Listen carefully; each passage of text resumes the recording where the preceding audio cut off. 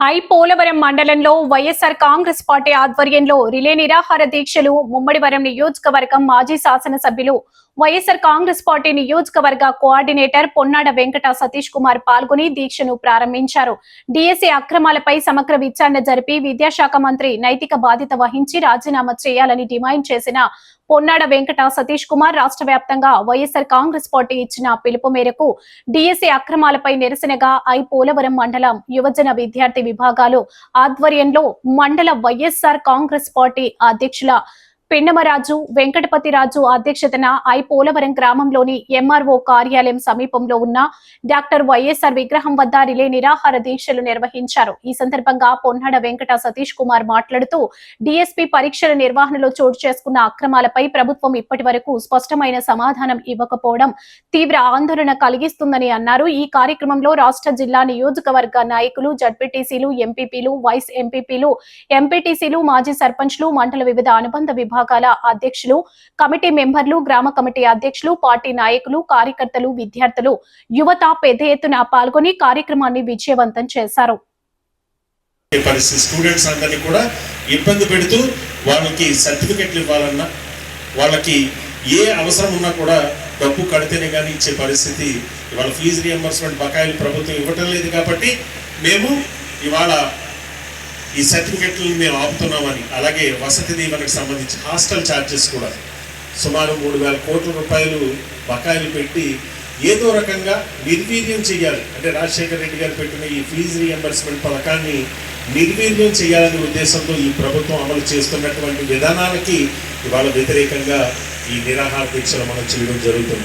అలాగే మనందరికీ తెలుసు, ఎన్నికల్లో సూపర్ 6 అనే హామీ ఇచ్చి దాంట్లో ప్రధానంగా ఈ రాష్ట్రంలో ఉన్నటువంటి నిరుద్యోగులందరికీ కూడా గ్రాడ్యుయేట్స్ సుమారుగా 1 కోటి మంది ఉంటే ఆ గ్రాడ్యుయేట్స్ అందరికీ కూడా నిరుద్యోగ వృత్తి ప్రతి నెల 3,000 రూపాయలు ఇస్తానని చెప్పి ఒక అబద్ధపు హామీనిచ్చి అక్కడ ఉన్న నిరుద్యోగులందరినీ కూడా నమ్మించి ఇవాళ మోసం చేసిన ప్రభుత్వం ఈ 2 సంవత్సరాలుగా ఏదైనా ఉందంటే ఈ కూటమి ప్రభుత్వం.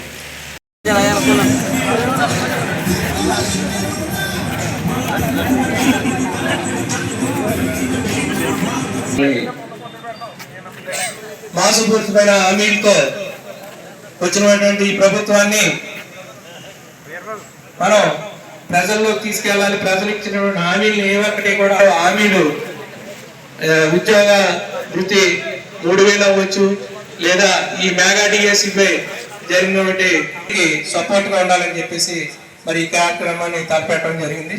మరి వచ్చినటువంటి మన శాసనసభ్యుల వారికి పొన్నాడ సతీష్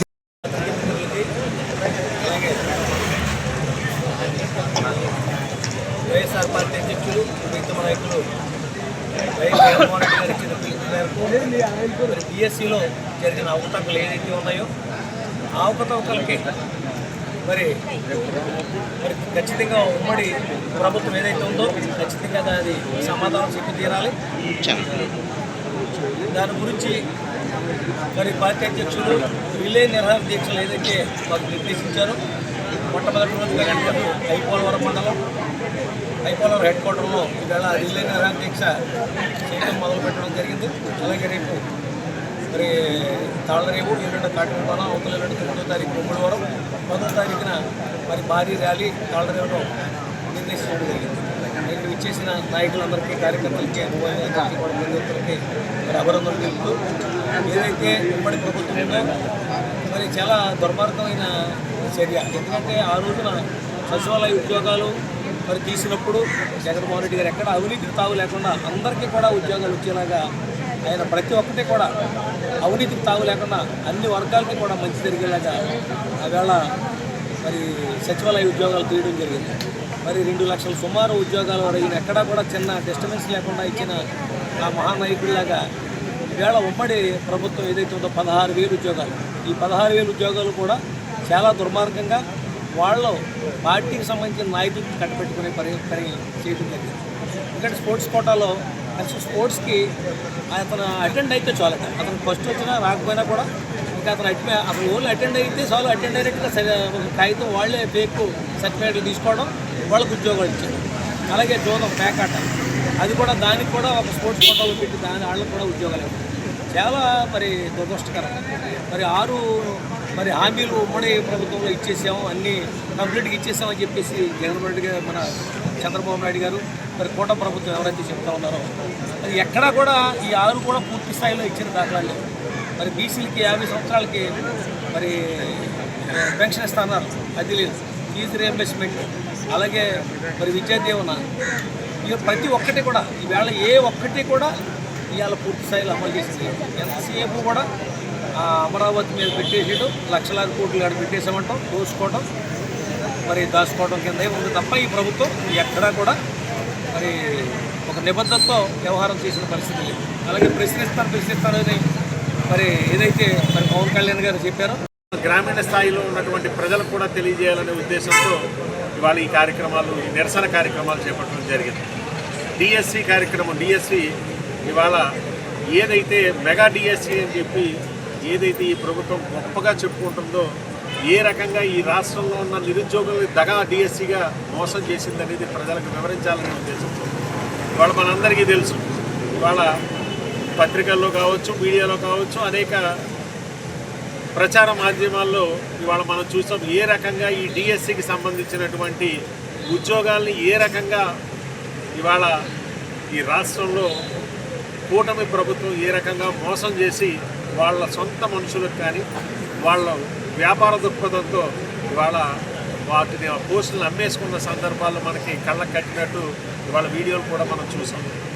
ముఖ్యంగా ఏదైతే ఈ డిఎస్సి విద్యార్థులు ఎవరైతే ఉన్నారో మనందరికీ తెలుసు, జీవోలు మార్పులు చేసుకుంటూ వాళ్ళ సొంత మనుషులకి ఉద్యోగాల్లో నియామకాలు వచ్చే విధంగా, అంటే స్పోర్ట్స్ కోటా అని చెప్పి ఒక దొడ్డు దారిన వాళ్ళకి సంబంధించిన మనుషులకి ఇవాళ ఉద్యోగాలు ఇచ్చే ఇవాళ వాళ్ళకి అప్పచెప్పే ఇవాళ మనం సందర్భం మనం చూసాం. అలాగే ఏదైతే ఈ రాష్ట్రంలో ఉన్న నిరుద్యోగులకు సంబంధించి మనం మాట్లాడుకున్నట్లయితే వాళ్ళకి నిరుద్యోగ వృత్తి కింద 3,000 రూపాయలు ప్రతి నెల ఇస్తానని చెప్పి ఈ కూటమి ప్రభుత్వం సూపర్ 6లో హామీ ఇవ్వడం, అది 27 నెలలుగా హామీ ఎక్కడ పోయిందో తెలియదు. కానీ వాళ్ళు 2 సంవత్సరాలు ఈ కూటమి ప్రభుత్వం అద్భుతంగా పరిపాలించాం, అద్భుతంగా సూపర్ 6ను అమలు చేశామని చెప్పి ఇవాళ ప్రజల్లోకి వెళ్ళి పండగలు చేసుకుంటూ ఇవాళ మనం చూస్తున్నాం. ప్రజలకు తెలియజెప్పాలనే ఉద్దేశంతో ఈ అంశాన్ని కూడా ఇవాళ ప్రజల ముందుకు తీసుకొస్తున్నాం. అలాగే ముఖ్యంగా ఏదైతే పేద విద్యార్థులకు సంబంధించి ఈ ఫీజు రియంబర్స్మెంట్ పథకాన్ని నిర్వీర్యం చేయాలనే ఉద్దేశంతో ఈ కూటమి ప్రభుత్వం ఏ రకంగా ఇవాళ కుట్రలు పన్నుతుందనేది ప్రజలకు తెలియజేయాలి. రాజశేఖర రెడ్డి గారు, దివంగత నేత రాజశేఖర రెడ్డి గారు ఉండగా ఈ ఫీజు రియంబర్స్మెంట్ పథకాన్ని తీసుకురావడం వల్ల ప్రతి కుటుంబంలోని కూడా ఒక విద్యార్థి వాళ్ళ ఉన్నత చదువుకుని ఆ కుటుంబానికి అండగా నిలబడి, ప్రయోజకుడే అండగా నిలబడ్డ సందర్భం మనం చూసాం. ఇవాళ ఇదే ప్రభుత్వం, కూటమి ప్రభుత్వం వచ్చిన తర్వాత సుమారు 7 నెలల కాలం 7 క్వార్టర్లు సుమారుగా, అంటే సుమారు 9,000 పైచిలుకు కోట్లు ఇవాళ ఫీజు రియంబర్స్మెంట్ బకాయిలు ఉండడం వల్ల విద్యా దీవెన అటకెక్కింది. అలాగే వసతి దీవెనకు సంబంధించి కూడా విద్యార్థులకు ఎవరైతే హాస్టల్లో చదువుకుంటున్నారో వాళ్ళకి సంబంధించినటువంటి ఆ మెస్సార్జీలు కూడా రిలీజ్ చేయకుండా సుమారు 3,000 కోట్లు రిలీజ్ చేయకుండా ఇవాళ ప్రభుత్వం ఏ రకంగా ఇవాళ ఈ రాష్ట్రంలో ఉన్న విద్యార్థులను మోసం చేస్తుందో మనందరం చూస్తున్నాం. ఇవాళ ఈ రాష్ట్రంలో ఉన్న విద్యార్థుల తరపున, ఈ రాష్ట్రంలో ఉన్నటువంటి నిరుద్యోగుల తరపున ఇవాళ వైఎస్ఆర్ కాంగ్రెస్ పార్టీ ఇవాళ ఈ నిరసన కార్యక్రమాలు చేపట్టడం జరిగింది. 4 రోజుల పాటు 4 మండలాల్లో కూడా ఈ కార్యక్రమం జరుగుతుంది. రేపు తాళరేవు మండలం, ఎల్లుండ కాట్రేనికోన మండలం, ఆ పైన ముమ్మడవరం మండలంలో ఈ 4 రోజులు కూడా ఇవాళ ఈ రిలే నిరాహార దీక్షలు కొనసాగుతాయి. 10వ తారీఖున నియోజకవర్గం మీద తాళరేవు మండలంలో భారీ నిరసన కార్యక్రమం, నిరసన ర్యాలీ చేసి ఈ ప్రభుత్వం మెళ్ళ వచ్చే విధంగా, ఎందుకంటే ఇవాళ మనం చూస్తాం యువత తలుచుకుంటే ఏదైనా సరే ఇవాళ చేసే కార్యక్రమాలు మనం ఢిల్లీలో చూసాం. ఇవాళ ఏదైతే కాక్రోచ్ జనతా పార్టీ అని చెప్పి ఏదైతే మోడీ ప్రభుత్వంలో ఎవరైతే విద్యాశాఖ మంత్రిగా ఉన్నటువంటి ధర్మేంద్ర ప్రధాన్ని ఆ రోజు నీట్ ఎగ్జామ్ పేపర్ లీక్ అయిన సందర్భంగా జరిగినటువంటి ఏదైతే నీట్ విద్యార్థులు జరిగినటువంటి అన్యాయాన్ని ఇవాళ ఈ దేశంలో ఉన్న యువత అంతా కూడా ఎదిరించి వాళ్ళు ఏదైతే దీనికి బాధ్యులైనటువంటి ఎవరైతే ఉన్నారో ధర్మేంద్ర విద్యాశాఖ మంత్రి ఎవరైతే ఉన్నారో వాళ్ళు ఖచ్చితంగా రాజీనామా చేయాలని ఏదైతే పట్టుబట్టారో ఇవాళ ప్రభుత్వాలు మెడల వంచి ఇవాళ దిగి వచ్చే విధంగా కూడా ఇవాళ ఉద్యమం చేసిన జనతా కాక్రోచ్ పార్టీ ఏదైతే కాక్రోచ్ జనతా పార్టీ వాళ్ళు ఎవరైతే ఉన్నారో దాన్ని